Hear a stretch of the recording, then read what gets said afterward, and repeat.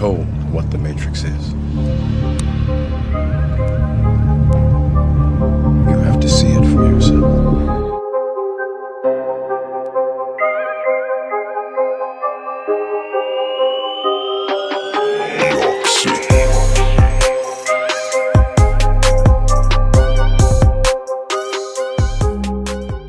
Can your mind be controlled with weaponized auditory technology?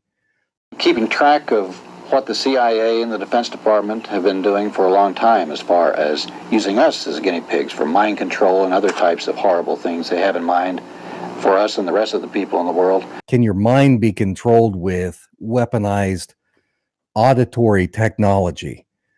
You go to your state, you win, even if you could win a lawsuit in your state, they can't be enforced because this is something bigger.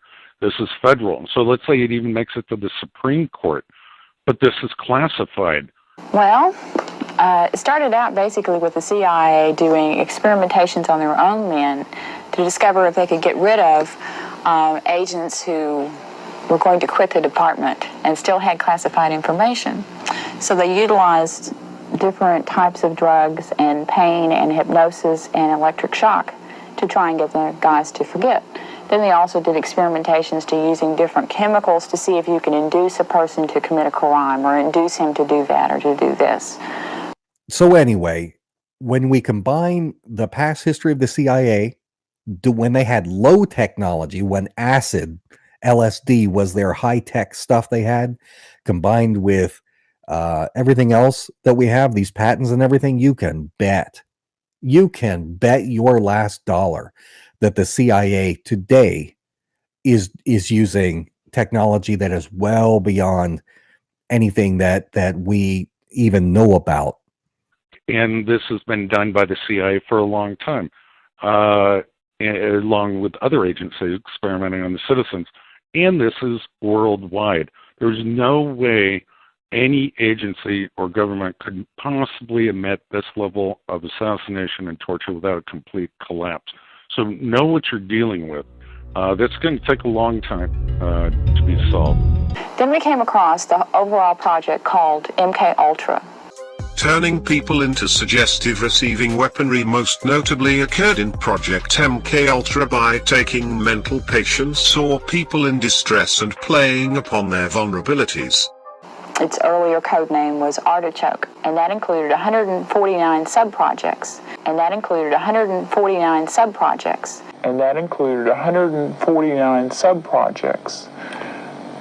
those sub-projects range from what I just described to open-air testing in the United States, the experimentation on prisoners, experimentation on soldiers, experimentation on college students. Now the process thereof is such a well-oiled machine that it can be engaged remotely by staging the victim's environment, saving having to pick individuals up and leaving the target with no more evidence than a schizophrenic's rambling. Experimentation on college students. The way the Volunteer Army program worked is it started in 1959. They just knew that they went crazy for a couple of days or so forth and so on, and then years later have similar things to the guys who have had Agent Orange, because there's one chemical that was used called BZ, and it's 100 times stronger than LSD. It's 100 times stronger than LSD. It's a very gross drug that causes a person to totally go out of his head for at least 12 hours, sometimes up to 2 to 3 weeks, where he doesn't even know where he is or who he is, all of which have been experiencing extreme emotional and physical upset since that time.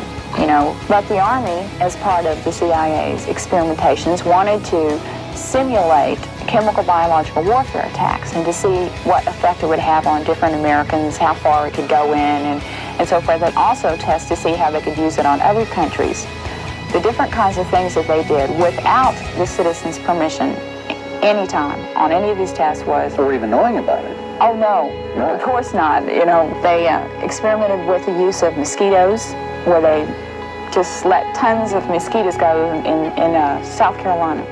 Now, that chemical was also utilized in Florida, and it's a bacteria that causes a pneumonia-type disease, respiratory problems and things like that. So that was tested in San Francisco and in Florida. Then they also used other chemicals that they've not released what they are yet. In New York, they released it in subways and in tunnels and in turnpikes in 1965 and 1956 and 1966 in 2 different tests. But it would definitely cause anyone with respiratory problems to get it agitated to a degree that they would either get very, very sick or they could actually die. Well, they've used Texas and Texans as guinea pigs for yes. a long time, haven't they? Yes, and that's zinc cadmium sulfide at least 15 different locations in the U.S., one of which was in Dallas in 1961. A series of 34 different tests were done off a TV tower, and they sprayed off jet bombers zinc cadmium sulfide by following the coastline, and then it would blow in to the coast. And then they set up samplers to see the concentration and how far it would go in. That was done in 1965 in that area. Put a ban on any chemical biological warfare testing without anyone's permission, so that if a city wants to, be utilized as a guinea pig, then they have the ability to say whether they want it or not. I mean, it's just not okay for Dallas to get sprayed and everyone in the city get that effect without their permission.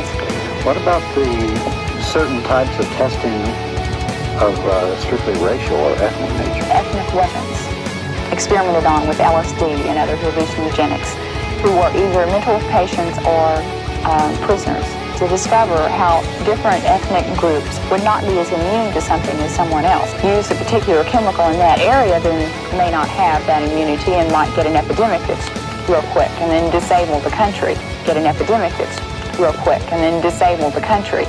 Get an epidemic that's real quick and then disable the country. Get an epidemic that's real quick and then disable the country immediately. That reminds me back in the old days, the good old days, when the Army and all used to give the smallpox infected blankets to the Indians. Right. We haven't really changed much, have we? Except we've gone on a mass-produced basis and have the ability to spread it throughout the whole world. We haven't really changed much, have we? Except we've gone on a mass-produced basis and have the ability to spread it throughout the whole world. The irresponsibility with it is a terrible thing, because some of the guys are good guys. Who was responsible for telling the Army that that chemical was safe to do chemical biological warfare tests? Who was responsible for saying that BZ, which is an extremely dangerous drug, could be used on our soldiers? Who said it was okay to use Agent Orange and that it was harmless? Those guys cannot be found. They're not in the documentation. Of course, you go to the Army because the Army conducted the test, but who in the Army said it was okay? And that's what I think is the thing that must be found out, because those individuals, I think, should be prosecuted. It was a criminal thing. It shouldn't have been done. Get an epidemic that's real quick and then disable the country. Hey there, government mind control. Mind control. Can your own phone be used as a weapon against you?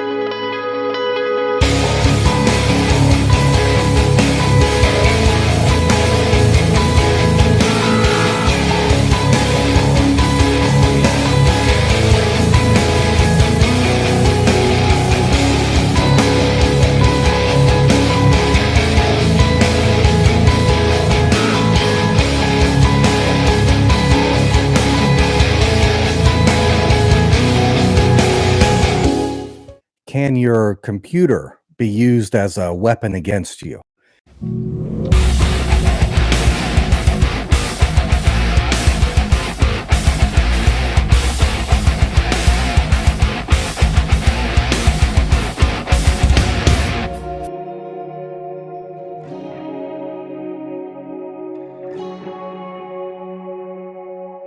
Can your mind be controlled with weaponized auditory technology?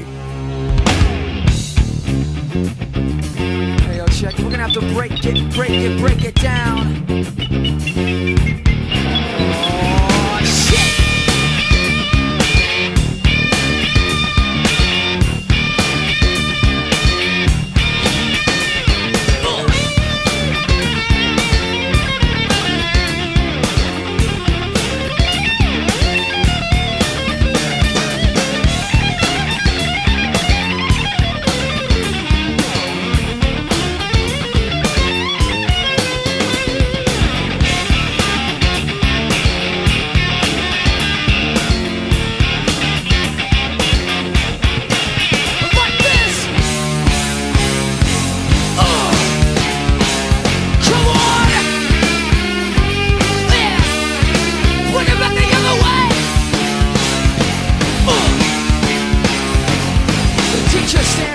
Class, but the lesson plan he can't recall. The student's eyes don't perceive the lies mounting up every fucking wall. Closure is well kept. I guess he fears playing the fool. The place that students sit and listen to that bullshit that he learned in school. Europe ain't my boat to swing on. Can't learn a thing from it. Yeah, we hang from it. Gotta get it, the weatherman. Like a motherfucking weatherman. Expose and close the doors on those who try to strangle and mangle the truth. Cause the circle of hatred continues unless we react. We gotta take the power back. Yeah, we gotta take the power back.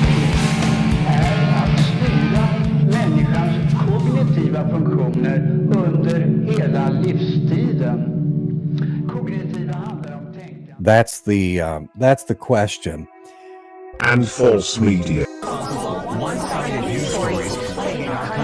Plaguing our country. Publish these same fake stories. Our country. Publish these same fake stories. Our country. Publish these same fake stories without checking facts first. The sharing of biased, false news has become all too common on social media. More alarming, some media outlets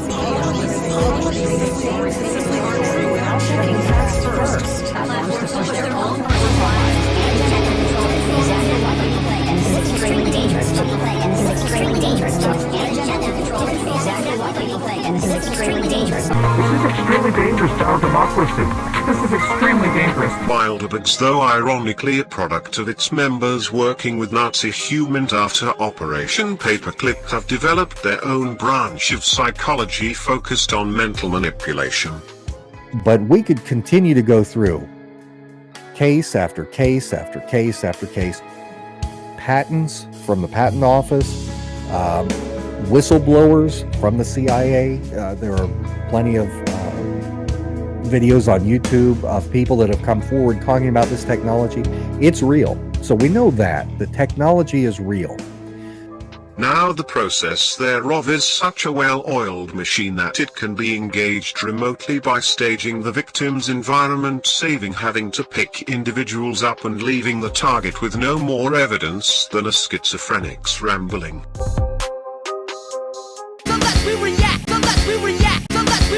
we gotta take the power back. You know, it is hard to think that anyone could be betrayed by somebody they didn't even know. And they start infiltrating. Now, why would they do this to a young black organization? And why would you not think they would do it to me? They infiltrated, meaning they got people to say that they were Panthers, they joined the Panthers, and they would start the ruckus. Like, say, let's go shoot up the Botanical Gardens or some shit. You know what I'm saying? And do it in the name of the Panthers, but it's a cop. You know what I'm saying? And everybody think it's the Panthers because he's dressed like a Panther. You know what I'm saying? And he's screaming the Panthers, but he's a cop. He's been sent by the FBI. They got papers to document this shit. This experiment is testing the idea that mystical perceptions and paranormal experiences can be turned on at will, but by a scientist, stimulating nerve activity in the brain. These experiences are so strong, they're utterly real for the person who has them. They can be as profound as a religious conversion, yet we can generate them with a machine.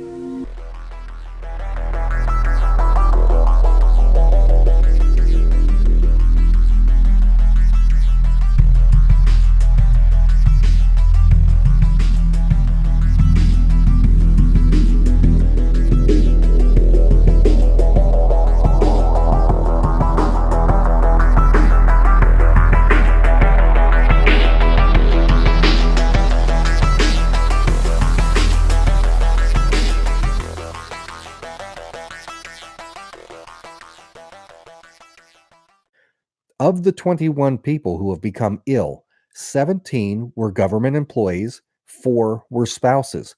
3 of the spouses worked at the embassy. For some, the injuries appear permanent, with symptoms including hearing loss, dizziness, tinnitus, balance and visual problems, headache, fatigue, cognitive issues, and difficulty sleeping. But despite an intensive investigation by the FBI, the cause and perpetrators of the attacks remain a mystery. Some of those affected reported hearing odd sounds in particular rooms of their homes, leading some experts to speculate that some kind of sonic weapon may have been at fault. It is a documented fact that there are some kinds of sonic weapons. They have been used not only in Cuba, but they've been used in a handful of other places since then. Various officials have been injured. He could go on and on and on, and then got out of the CIA. I know that he said he had been reactivated. That's my position. I firmly believe that these things are real. I do believe that there are targeted individuals who are not crazy. They are made to think they're crazy, who suffer, and there's not necessarily even a reason for it. They may not be someone in some important position of authority. It just could be a random person that's selected. We don't know all the reasons, but we do know for sure that some people are selected for attack. I have been affected by similar technologies for years and other methods. Targeted individual is a label given to the victims of this. Targeted individual is a label given to the victims of this. Targeted individual is a label given to the victims of this. For more than a decade, the United States has been locked in a fierce debate over the effectiveness of its controversial post-9/11 detention and interrogation policies involving high-value detainees held by the CIA at top-secret black sites. We're subjected to a combination of so-called enhanced interrogation techniques, or EITs, that were approved by the Department of Justice in 2002. These procedures were designed to be safe, to comply with our laws, our Constitution, comply with our laws, comply with our laws, our Constitution. We'll punch them. I walked up to the front gate of the agency, pinged on the door and said, walked up to the front gate of the agency. Punch them. It's resolved to protect information. I think you can do it in a way that it helps a person shift their priorities so that they experience less abuse later on. It's like every tool in the tool bag. You can underuse it, you can overuse it, because the program was classified. Big segments of the U.S. population would be horrified by it. I don't think you should do anything that violates the Torture Convention. The Torture Convention. The Torture Convention. Send a captive to Yemen, or you send a captive to someplace else, or you send a captive to Yemen, or you send a captive to Yemen, or you send a captive to Yemen, or you send a captive to someplace else, where they're going to be interrogated by people who are not following U.S. law, whatever it happens to be at the time. Or whatever it happens to be at the time. You can make people say anything if you apply them in a way that does that. Operational psychologists, most of my military career are actionable intelligence. That sort of stuff gets completely misrepresented. Mitchell thinks they're wrong and that they're trying to rewrite history. Walked up to the front gate of the agency. Punch them. Spyware was produced and operated by a British-German company called Finfisher. This is a company that specializes in producing hacking software, and it claims that it sells them to government regimes. So that immediately fitted with my suspicion that this was the Bahraini regime. The spyware is capable of switching your microphone on, your camera. It's capable of logging every single thing that you type. There are a handful of key companies in Europe that are openly marketing, promoting, and selling these tools in arms exhibitions in European capitals. They are not being used in the name of tackling terrorism. They are being used to keep these regimes in place and in power. You know, you and I can be on other sides of the planet, and we can have a conversation in real time for no money. Technology has enabled convenience and communication, but also convenience and surveillance. Now, this so-called golden age of technology has essentially made it possible for anyone to spy on anyone else. Can people, for example journalists, ever go dark? Is that even possible now with these new advancements?